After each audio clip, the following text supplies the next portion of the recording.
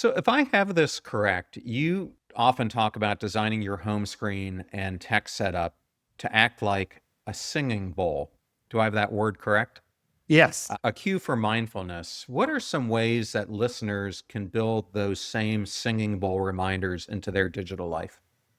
If I had to boil it down to one tip, I would say a sudden absence creates an incredible opportunity for awareness. So we live our lives following certain habits, and our technology is certainly no exception to that. If you pull out your phone, your thumb is going to reach for a certain app. That's just the habit that you have. And I think there's a lot of voices out there that'll say, listen, you need to delete that app. And I would say you need to experiment with that app and explore. How does it actually feel when you're wanting to use that app? How does it feel during using it? How does it feel after? What kind of thoughts does it promote in your mind? What are you bringing to it? What cravings and allergies does it foster in your life?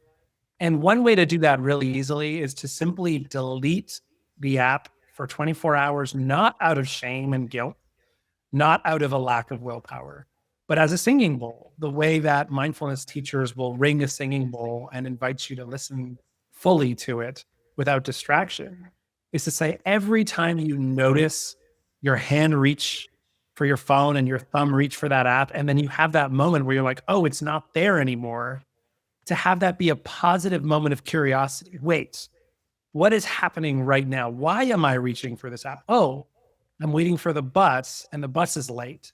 So I'm bored. So I'm reaching for this because I'm bored. Interesting. Like maybe write that down.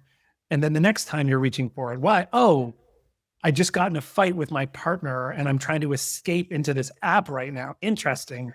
I'm seeking some sort of numbness. And so there's a whole language of, oh, we need to remove our social media, remove our apps, and manage what we're using that's full of guilt and shame. But there's also a way we can talk about it that's about self awareness and curiosity. And what I would contend is that the latter leads us to deeper insights, but also leads us to a balanced relationship where, for example, I'll give you an example from my own life that's counterintuitive. I have a real hard time having Substack on my phone because I run this Substack and the kind of feedback and metrics I get can be very attractive to my deeper emotional need to be a provider and to be seen and to feel accomplished. So I actually can't have Substack on my phone. And on the other hand, TikTok, which is an app that a lot of people describe as like the most addictive thing in the world, I experimented with TikTok and I actually don't have a hard time using TikTok very rarely because whatever emotional needs it's speaking to are not like my personal injury, like history of injury. So TikTok is something I actually don't get stuck on, and Substack is something I do get stuck on. And that's very counterintuitive. But if you're approaching this with curiosity, you're going to figure out how to make your own secure, healthy relationship. And it might not be the kind of boilerplate talking points that the digital wellness conversation might suggest.